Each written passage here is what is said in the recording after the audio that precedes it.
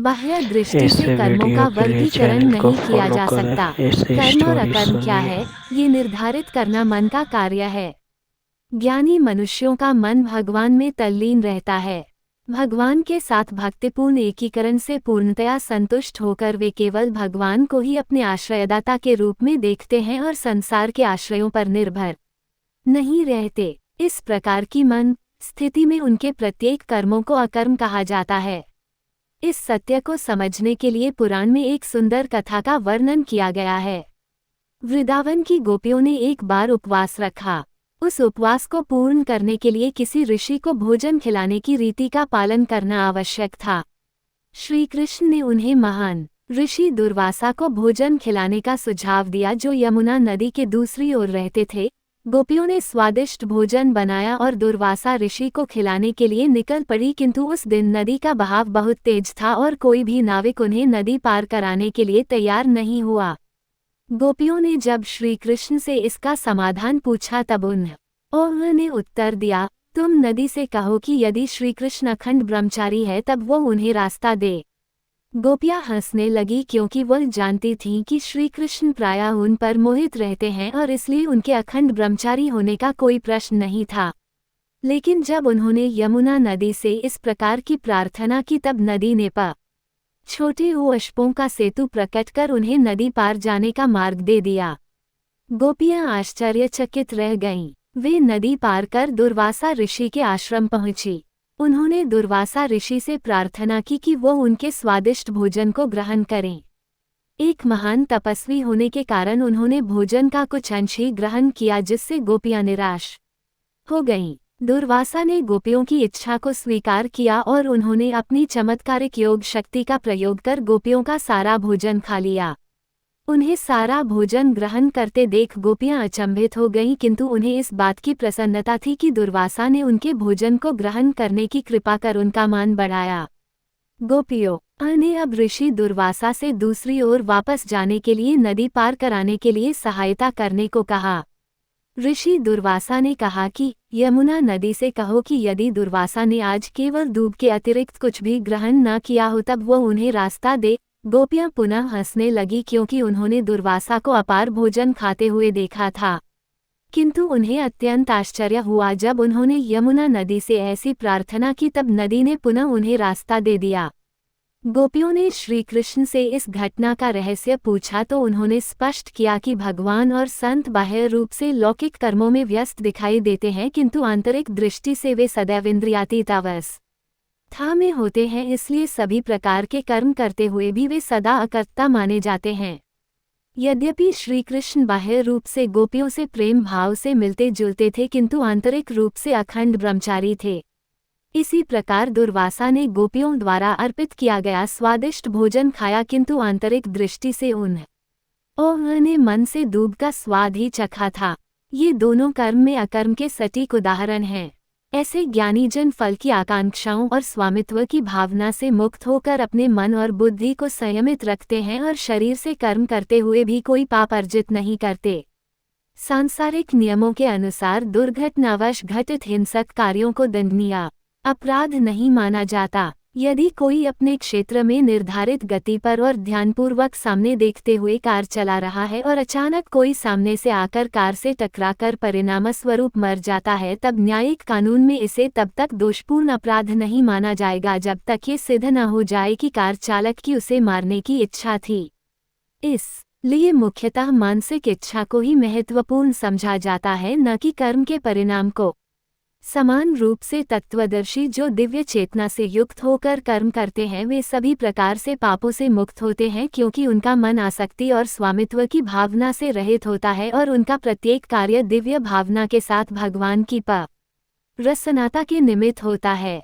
वे जो अपने आप स्वतः प्राप्त हो जाए उसमें संतुष्ट रहते हैं, ईर्ष्या और द्वैत भाव से मुक्त रहते हैं, वे सफलता और असफलता दोनों में संतुलित रहते हैं, वे सभी प्रकार के कार्य करते हुए कर्म के बंधन में नहीं पड़ते।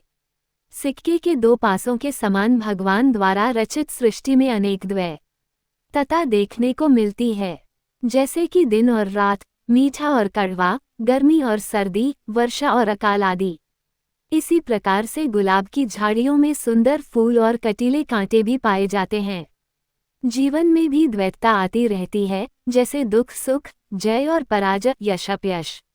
भगवान राम ने भी अपनी दिव्य लीलाओं का प्रदर्शन करते हुए अयोध्या के राजा के राज्याभिषेक से एक दिन पूर्व वनवास प्रस्थान करने की आज्ञा को स्वीकार किया था। इस संसार में रहते हुए कोई भी द्वैतता को निष्प्रभावी कर सकारात्मक अनुभव करने की आशा नहीं कर सकता। तब फिर हम अपने जीवन में आने वाली द्विविधताओं का सफलतापूर्वक सामना करने में कैसे समर्थ हो सकते हैं। सभी परिस्थितियों में इन द्वैतताओं से ऊपर उठकर प्रत्येक स्थिति में स्थिर रहना सीखकर ही हम इन द्वैतताओं का समाधान कर सकते हैं। ऐसा तभी संभव हो सकता है जब हम अपने कर्मों के फलों के प्रति विरक्ति की भावना को विकसित करते हैं और फल की लालसा किए बिना जीवन में केवल अपने कर्तव्यों के निर्वहन की ओर ध्यान देते हैं। जब हम भगवान के सुख के लिए कार्यों का निष्पादन करते हैं तब हम अनुकूल और प्रतिकूल दोनों परिणामों को भगवान की इच्छा के रूप में देखते हैं और हर्ष सहित दोनों को स्वीकार करते हैं। वे सांसारिक मोह से मुक्त हो जाते हैं और उनकी बुद्धि दिव्य ज्ञान में स्थित हो जाती है, क्योंकि वे अपने सभी कर्म यज्ञ के बड़े रूप में भगवान के लिए संपन्न करते हैं और इसलिए वे कार्मिक प्रतिक्रियाओं से मुक्त रहते हैं। इस श्लोक में भगवान श्री कृष्ण अपने पिछले 5 श्लोकों के निष्कर्ष का सार प्रस्तुत कर रहे हैं। हमारे सभी कर्म इस ज्ञान के बोध के कारण भगवान को समर्पित होते हैं कि आत्मा परमात्मा की नित्य दास है। चैतन्य महाप्रभु ने भी कहा है, जीवेर स्वरूप है कृष्ण नित्य दास। चैतन्य चरितामृत मध्यलीला 20.108। आत्मा स्वाभाविक रूप से भगवान की दास है। वे जो इस ज्ञान को विकसित कर अपने सभी कर्म भगवान को समर्पण के रूप में करते हैं, वे अपने कर्मों की पापमयी प्रतिक्रियाओं से मुक्त हो जाते हैं। ऐसी पुण्य आत्माएं कैसी दृष्टि विकसित करत बड़ी ही हैं। श्री कृष्ण इसकी व्याख्या अगले श्लोक में करेंगे। जो मनुष्य पूर्णतया भगवद चेतना में तल्लीन रहते हैं उनका हवन ब्रह्म है, हवन सामग्री ब्रह्म है और करछूल जिससे आहुति डाली जाती है वह ब्रह्म है, अर्पण कार्य ब्रह्म है और यज्ञ की अग्नि भी ब्रह्म है। ऐसे मनुष्य जो प्रत्येक वस्तु को भगवान के रूप में देखते हैं वे सहजता से उसे पा लेते हैं। वास्तव में संसार के पदार्थ भगवान की माया शक्ति से निर्मित हैं। शक्ति और शक्तिमान दोनों एक भी है और उनमें भेद भी होता है। उदाहरणार्थ प्रकाश अग्नि की शक्ति है। इसे अग्नि से पृथक माना जाता है क्योंकि यह उससे बाहर होता है, किंतु इसे अग्नि के एक अंश के रूप में भी समझा जाना चाहिए, क्योंकि जब सूर्य की किरणें खिड़की से हमारे कमरे में आती हैं तब लोग कहते हैं कि सूर्योदय हो गया।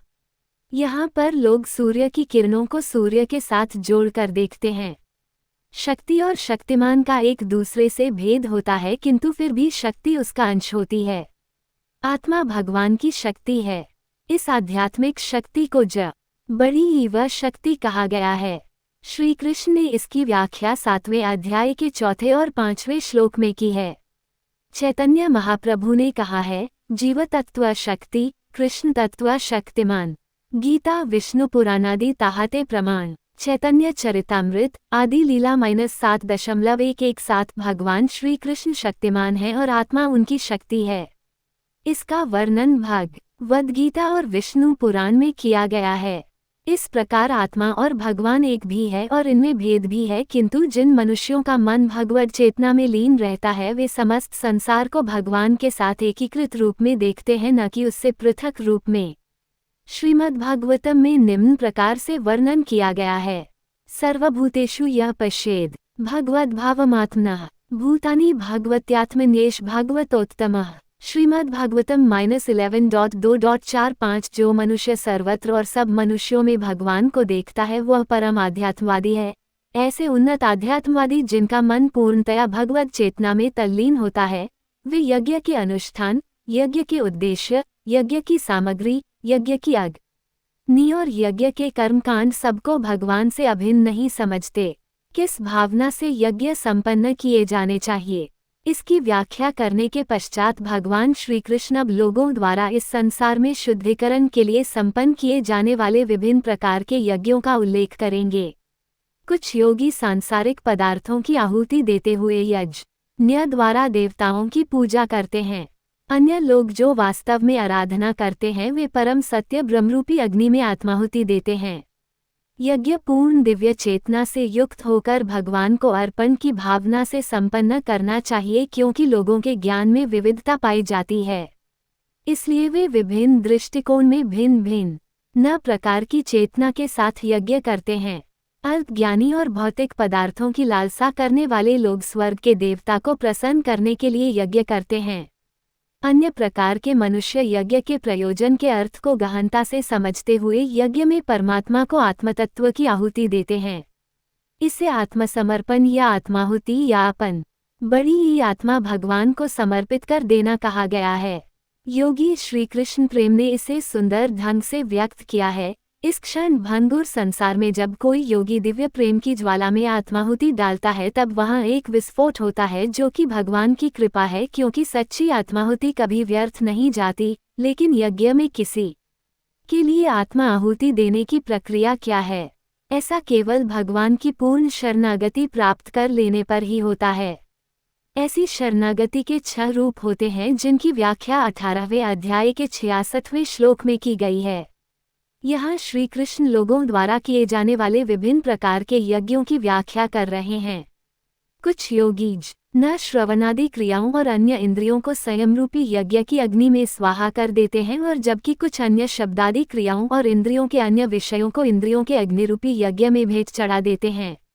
अग्नि में जो भी पदार्थ डाला जाए वह उसका रूप परिवर्तित कर उसे अपना रूप दे देती है।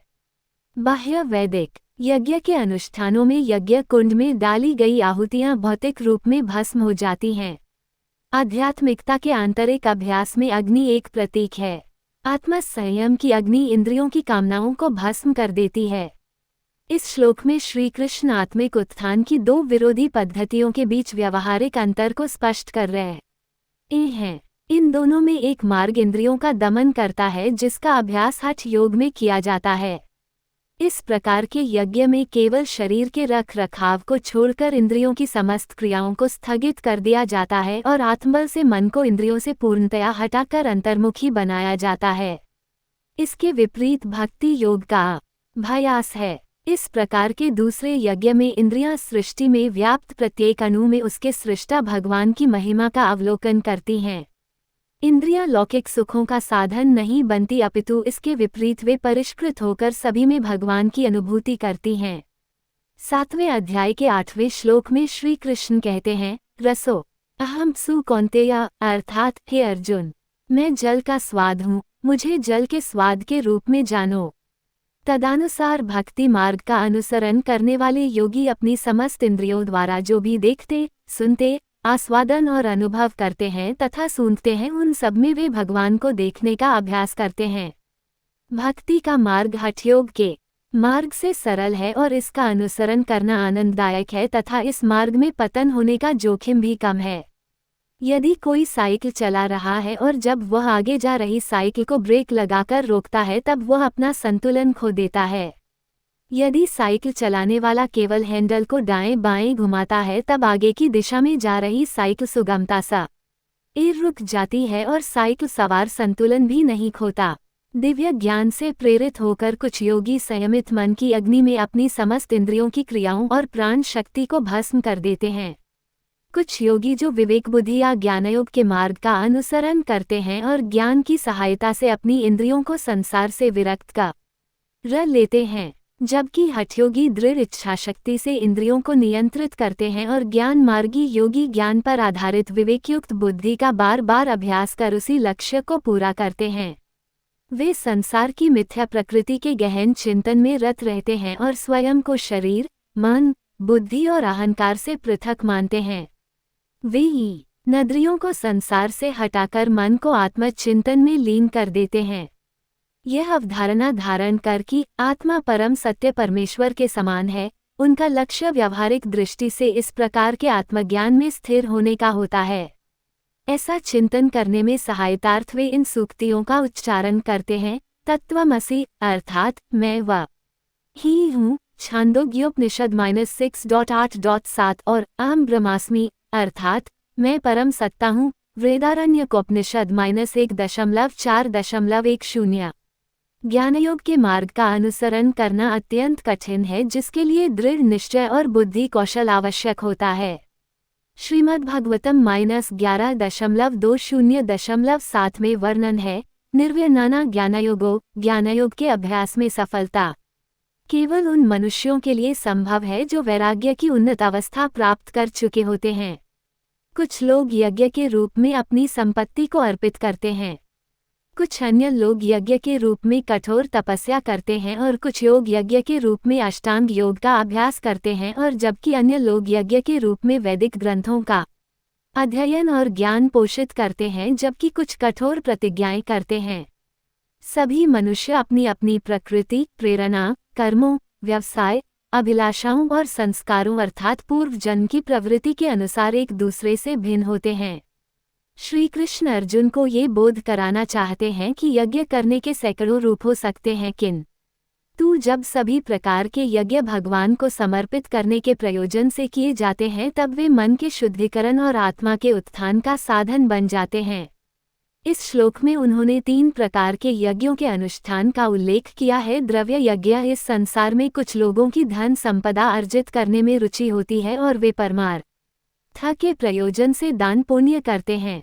ऐसे लोग बड़े और जटिल व्यवसाय और उद्यमों में संलग्न रहते हैं, लेकिन उनका आंतरिक उद्देश्य अपने द्वारा अर्जित धन को भगवान की सेवा में अर्पित करना होता है। इस प्रकार से उनकी अभिलाषा भगवान की सेवा के लिए धन अर्जित करने की होती है। जॉन वेस्ली, ब्रिटिश उपदेशक और मेथोडिस्ट चर्च के संस्थापक, ने अपने अनुयायियों को यह उपदेश दिया, जितना धन अर्जित कर सकते हो करो, जितना बचा सकते हो बचाओ, और जितना दान दे सकते हो दो। योग यज्ञ, भारतीय दर्शन में योग दर्शन 6 विद्वानों द्वारा रचित 6 दर्शन शास्त्रों में से एक है। जैमिनी ऋषि ने मीमांसा दर्शन, वेद व्यास ने वेदांत दर्शन, गौतम ऋषि ने न्याय दर्शन, कशाद ऋषि ने वैशेषिकी दर्शन और कपिल मुनि ने सांख्य दर्शन की रचना की। पतंजलि ऋषि ने योग दर्शन की रचना की। योग दर्शन में पतंजलि ने आध्यात्मिक उन्नति के लिए योग के 8 अंगों का वर्णन किया, जिसे अष्टांग योग कहा जाता है। ये पद्धति शारीरिक क्रियाओं से प्रारंभ होकर मन पर विजय पाने के परम लक्ष्य पर समाप्त होती है। कुछ लोग इस मार्ग को आकर्षक मानते हुए यज्ञ के रूप में इसका अभ्यास करते हैं। पतंजलि योग दर्शन में स्पष्ट वर्णन है, समाध्या सिद्धिरीश्वर प्रणिधानात्। पतंजलि योग दर्शन -2.45 योग में पूर्णता प्राप्त करने के लिए तुम्हें भगवान के शरणागत होना होगा। इसलिए जब मनुष्यों में भगवान सा प्रेम करना सीखने के लिए अष्टांग योग में रुचि उत्पन्न होती है, तब वे अपनी यौगिक क्रियाओं को यज्ञ के रूप में भक्ति की अग्नि में आहुति देते हैं। इस यौगिक पद्धति का सुंदर उदाहरण जगद्गुरु कृपालु योग में मिलता है, जिसमें अष्टांग योग की शारीरिक मुद्राओं का अभ्यास भगवान के यज्ञ के रूप में उनके दिव्य नामों के उच्चारण के साथ किया जाता है। इस प्रकार की यौगिक मुद्राओं के भक्ति युक्त संयोजन के परिणाम स्वरूप योगाभ्यास करने वाले की शारीरिक, मानसिक और आत्म शुद्धि होती है। ज्ञान यज्ञ, कुछ लोगों की रुचि ज्ञान का संवर्धन करने में होती है। ऐसी प्रवृत्ति वाले लोग अपना ज्ञान बढ़ाने और भगवान का दिव्य प्रेम पाने के लिए पूर्ण तन्मयता में धार्मिक ग्रंथों का अध्ययन करते हैं। सा विद्या तन्मतिर्यया, श्रीमद्भागवतम -4.29.49 अर्थात वास्तविक ज्ञान वह है जो भगवान में हमारी भक्ति को बढ़ाता है। इस प्रकार से अध्ययनशील साधक जब ज्ञान यज्ञ में संलग्न रहते हैं, तब फिर बाद में वे भक्ति रस में सराबोर होकर भगवान के प्रेमपूर्ण मिलन की ओर अग्रसर होते हैं। कुछ अन्य लोग भी हैं जो बाहर छोड़े जाने वाली श्वास को अंदर भरी जाने वाली श्वास में, जबकि अन्य लोग अंदर भरी जाने वाली श्वास को बाहरी श्वास में रोककर यज्ञ के रूप में अर्पित करते हैं। कुछ प्राणायाम की कठिन क्रियाओं द्वारा भीतरी और बाहरी श्वासों को रोककर प्राणवायु को नियंत्रित कर उसमें पूरी तरह से आत्मसात हो जाते हैं। कुछ योगी जन अल्प भोजन कर श्वासों को यज्ञ के रूप में प्राण शक्ति में अर्पित कर देते हैं। सब प्रकार के यज्ञों को संपन्न करने के परिणामस्वरूप योग साधक अपनी अशुद्धता को शुद्ध करते हैं। कुछ लोग प्राणायाम के अभ्यास की ओर आकर्षित होते हैं, जिसका सरल शब्दों में अर्थ प्राणों पर नियंत्रण है। इसमें निम्न क्रियाएं सम्मिलित है। पूर्वक ये फेफड़ों में श्वास भरने की प्रक्रिया है। ऋच का श्वास बाहर छोड़ते हुए फेफड़ों को खाली करने की प्रक्रिया। अंतर कुंभका फेफड़ों में श्वास भरने के पश्चात उसे भीतर रोकना। इसमें बाहर छोड़ी जाने वाली श्वास को भीतर की श्वास में स्थगन अवधि के दौरान पूर्णतया रोक दिया जाता है। बाह्य कुंभका श्वास बाहर छोड़ते हुए फेफड़ों को खाली करना। इसमें अंदर भरी जाने वाली श्वास को बाहर छोड़ी जाने वाली श्वास में स्थगित अवधि के दौरान पूर्णतया रोक दिया जाता है। दोनों कुंभक क्रियाएं जटिल हैं और इनका अभ्यास योग्य प्रशिक्षक की देखरेख में करना चाहिए, अन्यथा शरीर को क्षति पहुंच सकती है। प्राणायाम का अभ्यास करने वाले योगी श्वासों को नियंत्रित करने की प्रक्रिया का प्रयोग इंद्रियों पर अंकुश लगाने और मन को स्थिर करने के लिए करते हैं। तब फिर वे अपने संयमित मन को यज्ञ की आहुति के रूप में भगवान को अर्पित कर देते हैं। प्राण वास्तव में श्वास नहीं है, ये सूक्ष्म जीवनदायिनी शक्ति है जो कि श्वास और विभिन्न चेतन व अचेतन पदार्थों में व्याप्त होती है। वैदिक ग्रंथों में 5 प्रकार के प्राणों का वर्णन किया गया है: प्राण, अपान, व्यान, सामान और उदान, जो विभिन्न प्रकार से भौतिक शरीर के कार्यों के संचालन में सहायता करते हैं। इनमें से समान शरीर की पाचन क्रिया के कार्य का उत्तरदायित्व निभाता है। कुछ लोगों में उपवास रखने की प्रवृत्ति भी होती है। कुछ लोग ये जानकर कि आहार का सबके चरित्र और स्वभाव पर प्रभाव पड़ता है, इसलिए वे अल्प मात्रा में भोजन करने लगते हैं। ऐसे उपवास आध्यात्मिक पद्धति के रूप में भारत में प्राचीन काल से नियोजित किए जा रहे हैं और यहाँ इन्हें यज्ञ के रूप में स्वीकार किया गया है। जब कम मात्रा में आहार का सेवन किया जाता है तब इंद्रियां शिथिल हो जाती हैं और सामान, जो पाचन शक्ति के लिए उत्तरदायी होता है, स्वतः निष्प्रभावी हो जाता है। इस प्रकार से यह कुछ लोगों द्वारा किए जाने वाले यज्ञों के स्वरूप हैं। लोग मन की शुद्धि के लिए विभिन्न प्रकार के ऐसे कठोर तप करते हैं। यह इंद्रियों और मन के तुष्टिकरण की अभिलाषा है जो अंतःकरण को अशुद्ध करती है। इन सभी कठोर तपस्याओं का उद्देश्य इंद्रियों और मन को सांसारिक पदार्थों से सुख पाने की स्वाभाविक प्रवृत्ति पर अंकुश लगाना होता है।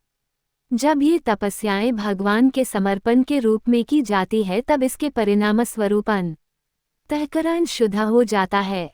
पहले किए गए उल्लेखानुसार अंतःकरण शब्द का प्रयोग प्रायः मन और बुद्धि के आंतरिक तंत्र के लिए किया जाता है।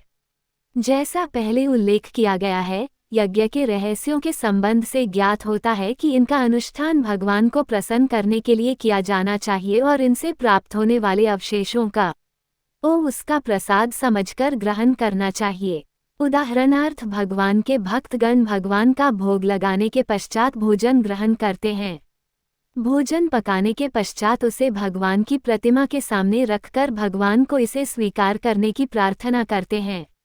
अपने मन में ये भावना धारण कर कि भगवान उनकी थाली से भोजन ग्रहण कर रहे हैं, फिर वे भगवान को भोग लगाने के पश्चात उस थाली का अवशेषों को प्रसाद या भगवान की कृपा के रूप में सेवन करते हैं।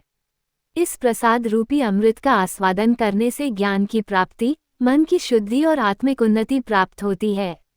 इसी समान भाव से कुछ भक्त भगवान को वस्त्र अर्पित करने के पश्चात उन्हें उनका प्रसाद मानकर उसे पहनते हैं। वे अपने घर में भगवान की मूर्ति स्थापित करते हैं और इस मनोभावना के साथ घर में निवास करते हैं कि उनका घर भगवान का मंदिर है। जब सभी पदार्थ और कार्य भगवान को अर्पित किए जाते हैं तब उनके अवशेष या प्रसाद जीवात्मा के लिए अमृत रूपी वरदान बन जाते हैं। परम भक्त उद्धव ने श्री कृष्ण से कहा था, त्वयोपभुक्त स्रगंधवासोंकार चर्चिता उच्छिष्ट भोजनो दासात्सव माया जयमही। श्रीमद्भागवतम -11.6.46। मैं केवल वही खाऊंगा, सूचूंगा, पहनूंगा, वही रहूंगा और वही करूंगा जो पहले आपको अर्पित किया गया हो। इस प्रकार अवशेषों को आपका प्रसाद मानकर उनका सेवन कर मैं माया पर सुगमता से विजय प्राप्त कर लूंगा। वे लोग जो यज्ञ नहीं करते, वे कर्मों के प्रतिफल से बंध जाते हैं और निरंतर माया द्वारा प्रताड़ित होते रहते हैं। विभिन्न प्रकार के इन सभी यज्ञों का वर्णन वेदों में किया गया है और इन्हें विभिन्न कर्मों की उत्पत्ति का रूप मानो। ये ज्ञान तुम्हें माया के बंधन से मुक्त करेगा। वेदों की एक सुंदर विशेषता यह है कि वे मनुष्यों की विभिन्न प्रकार की प्रवृत्तियों से परिचित हैं और उसी के अनुसार उनके पालन की व्यवस्था करते हैं। इसलिए विभिन्न प्रकार की रुचि रखने वाले साधकों के लिए वेदों में विभिन्न प्रकार के यज्ञों और उनका अनुष्ठान करने की विधियों का वर्णन किया गया है। इनमें निहित सामान्य सिद्धांत यह है कि इनका अनुपालन भक्त छोटी ई के साथ भगवान को अर्पण के रूप में किया जाना चाहिए। इस ज्ञान के साथ किसी को वेदों में वर्णित बहुविविध उपदेशों से किंकर्तव्यमूढ़ नहीं होना चाहिए। अपनी प्रकृति के अनुकूल किसी एक विशेष यज्ञ का अनुपालन करने से मनुष्य लौकिक बंधनों से मुक्त हो सकता है। हे शत्रुओं के दमन करता, ज्ञान युक्त होकर किया गया यज्ञ किसी प्रकार के भौतिक या द्रव्य यज्ञ से श्रेष्ठ है। हे पार्थ, अंततः सभी यज्ञों की पराकाष्ठा दिव्य ज्ञान में होती है। श्री कृष्ण पहले वर्णित यज्ञों के उपयुक्त परिप्रेक्ष्य हमारे समक्ष रख रहे हैं। वे अर्जुन को बताते हैं कि शारीरिक क्रियाओं द्वारा भगवान की भक्ति करना उत्तम है किंतु सर्वोत्तम नहीं है। कर्मकांड, उपवास, मंत्र उच्चारण, तीर्थ स्थान का दर्शन आदि सभी उत्तम कार्य हैं, किंतु अगर इनका कार्यान्वयन ज्ञान के साथ नहीं किया जाता तब ये केवल शारीरिक गतिविधियों तक ही सीमित रह जाते हैं। फिर भी ये शारीरिक गतिविधियां कुछ न करने से अच्छी तो होती हैं, किंतु मन को शुद्ध करने के लिए पर्याप्त नहीं होती। कई लोग इस विश्वास के साथ कि शारीरिक रूप से संपन्न किए गए धार्मिक अनुष्ठान ही उन्हें माया के बंधनों से मुक्त करवाने के लिए पर्याप्त है, इसलिए वे माला फेरकर भगवान के नाम का जाप करते हैं, एकांत में बैठकर धार्मिक ग्रंथों का पाठ करते हैं, तीर्थ स्थानों की यात्रा करते हैं और धार्मिक अनुष्ठान करते हैं।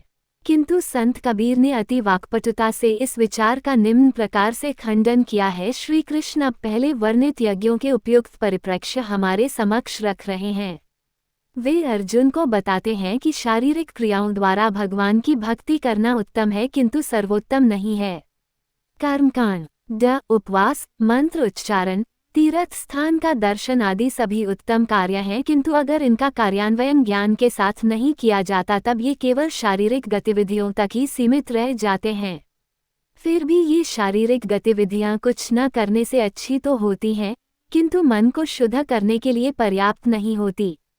कई लोग इस विश्वास के साथ कि शारीरिक रूप से संपन्न किए गए धार्मिक अनुष्ठान ही उन्हें माया के बंधनों से मुक्त करवाने के लिए पर्याप्त है, इसलिए वे माला फेरकर भगवान के नाम का जाप करते हैं, एकांत में बैठकर धार्मिक ग्रंथों का पाठ करते हैं, तीर्थ स्थानों की यात्रा करते हैं और धार्मिक अनुष्ठान करते हैं। किंतु संत कबीर ने अति वाक्पटुता से इस विचार का निम्न प्रकार से खंडन किया है। माला फेरत युग फेरा, फेरा न मन का फेर, कर का मन का डारी के, मन का फेर। हे आध्यात्मिक साधक, तुम कई युगों से मोतियों की माला के मन के फेर रहे हो, किंतु तुम्हारे मन से छल कपट गया नहीं, इसलिए इन मोतियों की माला के मन के फेरना छोड़कर मन के को फेरो। जगत गुरु श्री कृपालु जी महाराज कहते हैं, बंधन और मोक्ष का कारण मन ही बखान, याते कौनु भक्ति करू मन ते हरि ध्यान। भक्ति शतक 19। मन ही मोक्ष और बंधन का कारण है। तुम जिस भी रूप से भक्ति करो, मन को भगवान के स्मरण में लगाओ। भक्ति भावना ज्ञान के संवर्धन से पोषित होती है। उदाहरणार्थ, आज तुम्हारे जन्मदिन के उपलक्ष्य में भोज कार्यक्रम का आयोजन किया गया है। लोग तुम्हें शुभकामनाओं सहित उपहार आदि भेंट कर रहे हैं। कोई आकर तुम्हें फटा पुराना बैग देता है। तुम इसे हेय दृष्टि से देखते हुए अन्य उपहारों के साथ उसकी तुलना करने लगते हो। वो व्यक्ति तुमसे बैग के अंदर देखने का आग्रह करता है। उसे खोलने पर तुम उसमें 100 रुपये के गुणकों के 100 नोट पाते हो और तुम तुरंत उस बैग को अपनी छाती से चिपटाकर कहते हो, मुझे यही सबसे उत्तम उपहार प्राप्त हुआ है। पदार्थ का ज्ञान होने पर वस्तु से प्रेम हो जाता है। समान रूप से भगवान के ज्ञान को पोषित करना और उनके साथ हमारे संबंध भक्ति की भावनाओं को पुष्ट करता है। इसलिए श्री कृष्ण अर्जुन को समझाते हैं कि ज्ञान के साथ किया गया यज्ञ द्रव्य यज्ञ से अधिक श्रेष्ठ है। अब वे ज्ञान प्राप्त करने की प्रक्रिया का उल्लेख करेंगे। आध्यात्मिक गुरु के पास जाकर सत्य को जानो। विनम्र होकर उनसे ज्ञान प्राप्त करने की जिज्ञासा प्रकट करते हुए ज्ञान प्राप्त करो और उनकी सेवा करो। ऐसा सिद्ध संत तुम्हें दिव्य ज्ञान प्रदान कर सकता है, क्योंकि वो परम सत्य की अनुभूति कर चुका होता है। ये जानकर कि ज्ञान युक्त होकर यज्ञ का अनुष्ठान करना चाहिए, इसलिए अब ये प्रश्न उत्पन्न होता है कि हम आध्यात्मिक ज्ञान कैसे प्राप्त करें। श्री कृष्ण ने इस श्लोक में इसका उत्तर दिया है। वे कहते हैं, 1. प्रामाणिक गुरु की शरण में जाओ। 2. विनम्रतापूर्वक उनसे ज्ञान प्राप्त करो। 3. उनकी सेवा करो। हम केवल अपने चिंतन से परम सत्य को नहीं समझ सकते। श्रीमद्भागवतम में वर्णन है, नाद्य विद्यायुक्तस्य पुरुषस्यात्मवेदनम स्वतो न संभवादन्यस्तत्त्वज्ञो ज्ञानदो भावेत। श्रीमद्भागवतम -11.22.10 जीवात्मा की बुद्धि अनंत काल से अज्ञानता से आच्छादित है। अज्ञान से ढकी होने के कारण बुद्धि केवल अपने प्रयासों से स्वयं अज्ञानता पर विजय नहीं प्राप्त कर सकती। परम सत्य को जानने के लिए सभी को श्रोत्रिय ब्रह्मनिष्ठ संत से ज्ञान प्राप्त करना पड़ता है, जो परम सत्य को जानता है। वैदिक ग्रंथों में बार बार आध्यात्मिक पथ पर चलने के लिए गुरु के महत्व का वर्णन किया गया है। आचार्यवान पुरुषो वेदा छांदोग्योपनिषद -6.14.2 केवल गुरु के माध्यम से ही तुम वेदों का ज्ञान प्राप्त कर सकते हो। पंचदशी में वर्णन है, तत्पादाम्बुरु हद्वन्द्वा सेवा निर्मल चेतसाम सुखबोधाया तत्त्वस्य विवेकोयम विधीयते। पंचदशी -1.2 शुद्ध हृदय से गुरु की सेवा करो और अपने संदेहों का निवारण करो, तब तुम्हें वह परम आनंद प्रदान करते हुए धार्मिक ग्रंथों और विवेक का ज्ञान देगा। जगत गुरु शंकराचार्य ने भी कहा है, यावत् गुरुर्न कर्तव्यो तावन् मुक्तिर्न लभ्यते, अर्थात जब तक तुम गुरु की शरणागति प्राप्त नहीं करोगे तब तक तुम माया शक्ति से मुक्त नहीं हो सकते। भगवान की एक कृपा यह है कि वे जीवात्मा का सच्चे संत के साथ संपर्क कराते हैं, लेकिन एक गुरु द्वारा शिष्य को आध्यात्मिक ज्ञान हस्तांतरित करना लौकिक ज्ञान प्रदान करने से अत्यंत भिन्न होता है।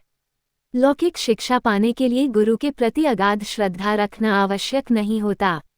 ऐसे ज्ञान का हस्तांतरण शिक्षकों को शिक्षा शुल्क देकर क्रय किया जा सकता है, जबकि आध्यात्मिक शिक्षा भौतिक शिक्षण पद्धति के अनुसार शिष्य को प्रदान नहीं की जा सकती और न ही इसे मूल्य चुकाकर क्रय किया जा सकता है। ये ज्ञान गुरु की कृपा से शिष्य के अंतःकरण में तब प्रकट होता है जब शिष्य में दीनता का भाव विकसित होता है और जब गुरु शिष्य के सेवा भाव से प्रसन्न होता है। इसी कारण से प्रहलाद महाराज ने कहा, नैषा मतिस्तावदुरुक्रमाघरि स्पृशत्यनर्थापगमो यदर्थः महीसा पादर जो भिषेकम निष्किश्चचनाना न वृणीत यावत। श्रीमद्भागवतम -7.5.32 जब तक हम भगवान के प्रेमी संतों के कमल रूपी चरणों की धूल में स्नान नहीं कर लेते तब तक हमें लोकातीत विषय और का ज्ञान नहीं हो सकता। इसलिए इस श्लोक में श्री कृष्ण श्रद्धा युक्त होकर गुरु की शरण में जाने और उनसे परम सत्य जानने की जिज्ञासा प्रकट कर दीन भाव से उनकी सेवा करने और उन्हें प्रसन्न करने की अनिवार्यता का उल्लेख कर रहे हैं। इस मार्ग का अनुसरण कर और गुरु से ज्ञानावस्था प्राप्त करने पर, हे अर्जुन, तुम कभी मोह में नहीं पड़ोगे, क्योंकि इस ज्ञान के प्रकाश में तुम ये देख सकोगे कि सभी जीव परमात्मा का अंश हैं और वे सब मुझ में स्थित हैं। जिस प्रकार अंधकार सूर्य को छिपा नहीं सकता, ठीक उसी प्रकार से वे जीवात्माएं जो एक बार ज्ञानोदय की अवस्था प्राप्त कर लेती हैं, उन पर मोह फिर कभी हावी नहीं हो सकता।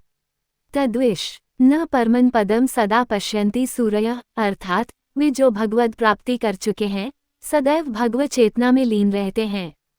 माया के मोह के कारण हम संसार को भगवान से भिन्न देखते हैं और यह विचार करते हुए कि क्या अन्य लोग हमारे निजी सुखों की तृप्ति करते हैं या हमें क्षति पहुंचाते हैं, इसी आधार पर हम अन्य लोगों के साथ छोटी ईत्रता और शत्रुता रखते हैं।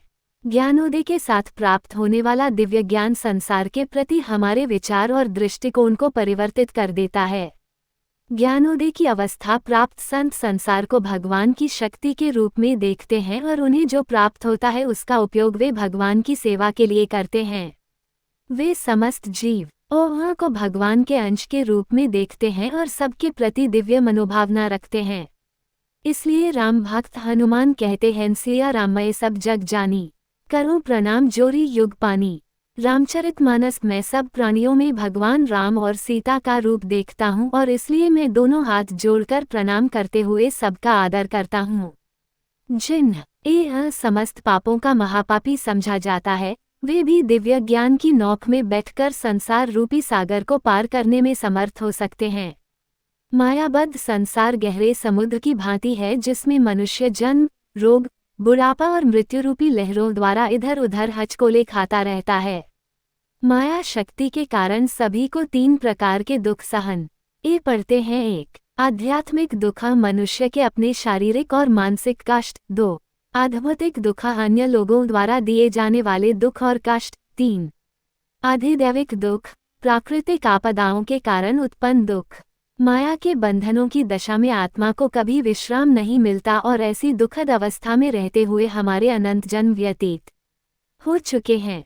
खेल के मैदान में खिलाड़ियों की ठोकर खाकर लुढ़कती हुई फुटबॉल की भांति आत्मा अपने पाप और पुण्य कर्मों के अनुसार उन्नत होकर स्वर्गलोक में जाती है और फिर नरक के निम्न लोकों में भेजी जाती है और पुनः पृथ्वी पर लौट आती है।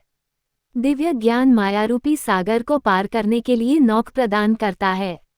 अज्ञानी लोग कर्म करते हैं और कर्म बंधन में फंस जाते हैं। जब इन्हीं कर्मों का संपादन भगवान के यज्ञ के रूप में किया जाता है तब ये ज्ञानियों को बंधन मुक्त कर देता है। इस प्रकार का ज्ञान सांसारिक बंधन को काटने का साधन बन जाता है।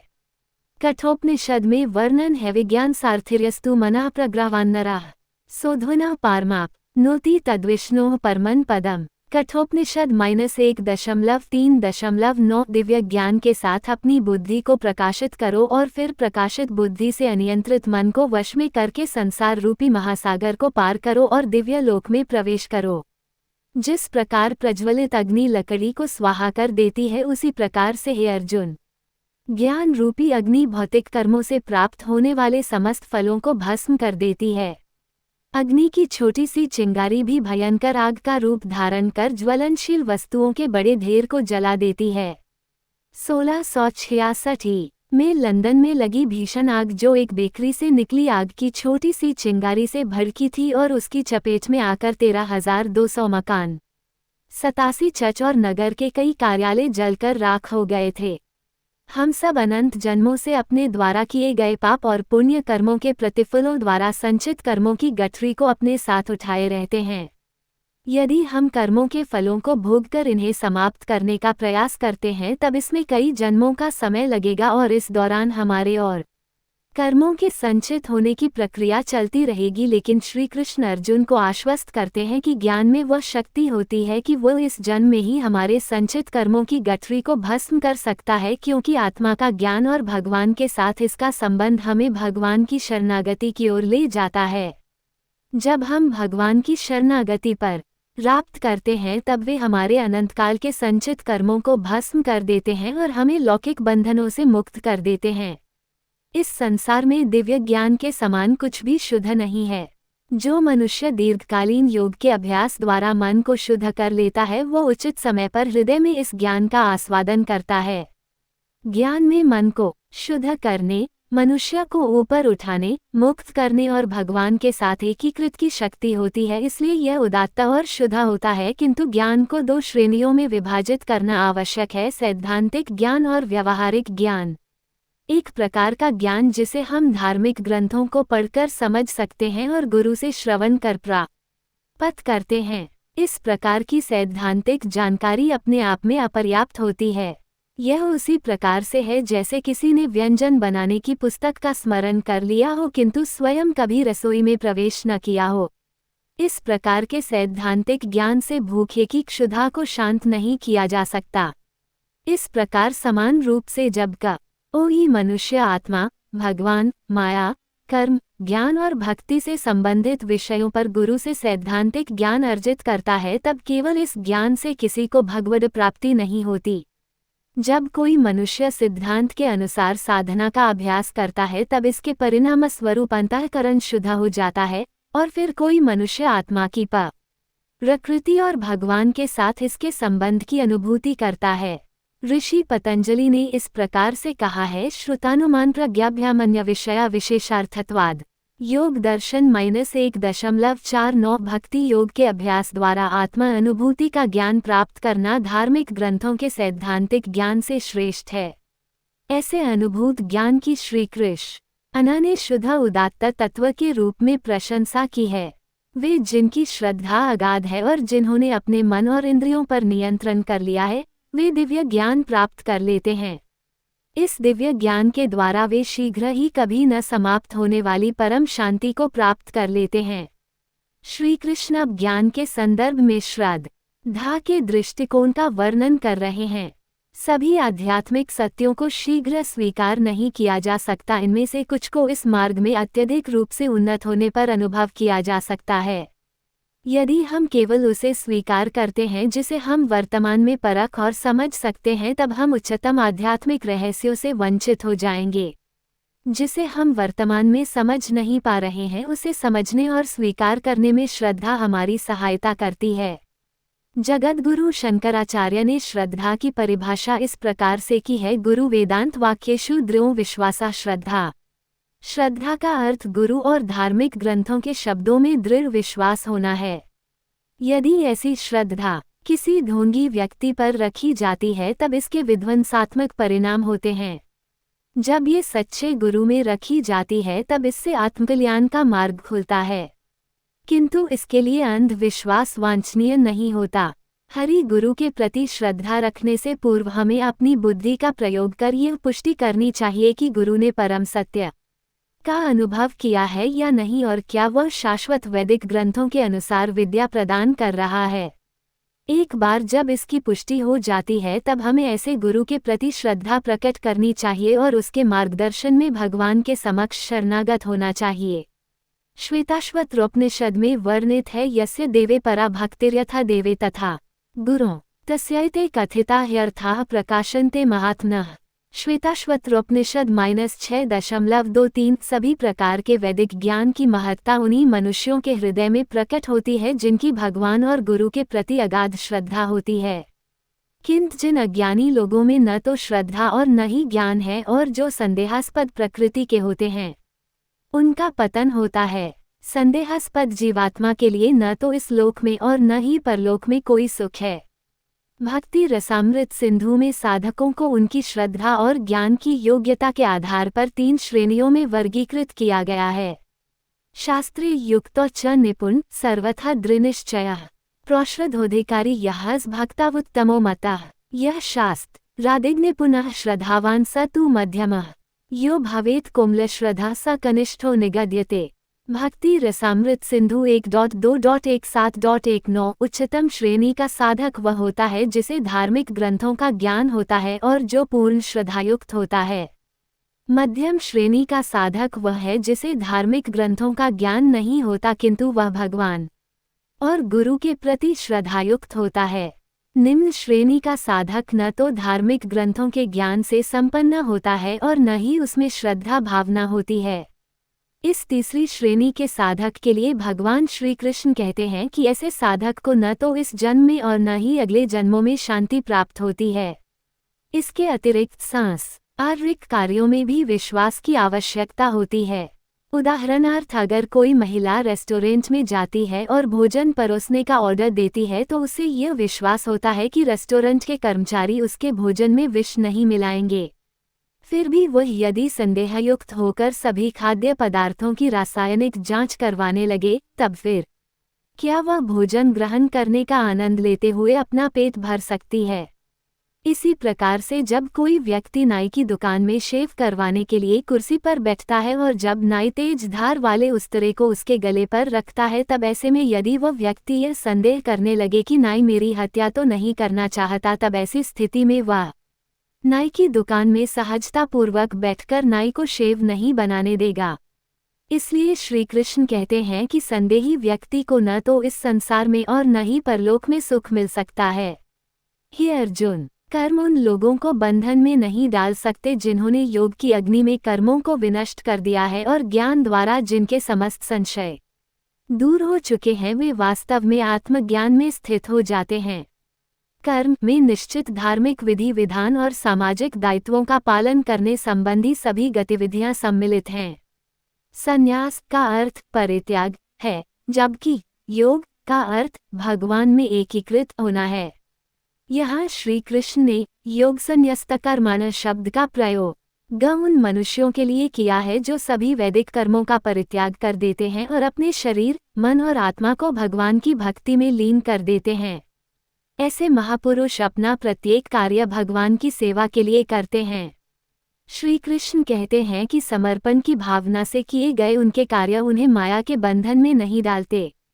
केवल वे लोग कर्म के बंधनों में फंसते हैं जो केवल अपने निजी स्वार्थ की पूर्ति हेतु कार्य करते हैं। जब भगवान के सुख के लिए कार्य किया जाता है तो ऐसे सभी कर्म कार्मिक प्रतिक्रियाओं से मुक्त हो जाते हैं। वे शून्य संख्या को गुणा करने के समान होते हैं।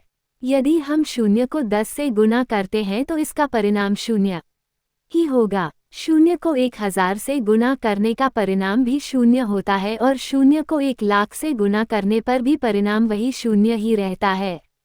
समान रूप से विशुद्ध आत्माओं द्वारा संसार में किए कार्य उन्हें बंधन में नहीं डालते, क्योंकि उन्हें भक्ति योग की अग्नि में तपाकर भगवान को अर्पित कर दिया जाता है, अर्थात इनका संपादन भगवान के सुख के लिए किया जाता है। इस प्रकार से सभी प्रकार के लौकिक कर्म करते हुए संत महात्मा कर्मफलों के बंधनों से मुक्त रहते हैं। अतः तुम्हारे हृदय में अज्ञानतावश जो संदेह उत्पन्न हुए हैं उन्हें ज्ञानरूपी शस्त्र से काट दो। हे भरतवंशी अर्जुन, स्वयं को योग में निष्ठ करो। उठो, खड़े हो जाओ और युद्ध करो। यहाँ हृदय शब्द का अर्थ वक्षस्थल में स्थित शारीरिक अवयव से नहीं है जो शरीर में रक्त को संचारित करता है। वेदों में उल्लेख है कि हमारे मस्तिष्क में एक भौतिक मस्तिष्क होता है, किंतु हमारा सूक्ष्म मन हृदय के क्षेत्र में रहता है। इसी कारण से ही प्रेम और घृणा की अनुभूति होने पर हमें हृदय में आनंद और पीड़ा का अनुभव होता है। इस प्रकार से हृदय करुणा, प्रेम, सहानुभूति और सभी शुभ भावों का स्रोत है। इसलिए जब श्री कृष्ण यह उल्लेख करते हैं कि हृदय में जो संदेह उत्पन्न हुए हैं, तब इसका तात्पर्य मन में संदेह उत्पन्न होने से है, क्योंकि मन ही वह सूक्ष्म यंत्र है जो हृदय स्थल पर स्थित रहता है।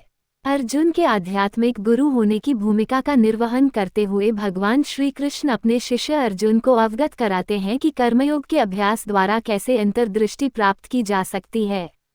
वे अर्जुन को उपदेश देते हैं कि वो अपनी बुद्धि और श्रद्धा दोनों का प्रयोग अपने मन का इस संदेह को चीरने के लिए करे। तत्पश्चात वे उसे कर्म करने का आह्वान करते हैं और उसे उठ खड़े होने तथा कर्मयोग की भावना से युक्त होकर युद्ध करने के अपने कर्तव्य का पालन करने के लिए कहते हैं। कर्म का त्याग करने और कर्म करने संबंधी दो विरोधाभासी उपदेश अर्जुन के मन को अभी तक विचलित करते हैं, जिसे वह अगले अध्याय के प्रारंभ में प्रकट करता है।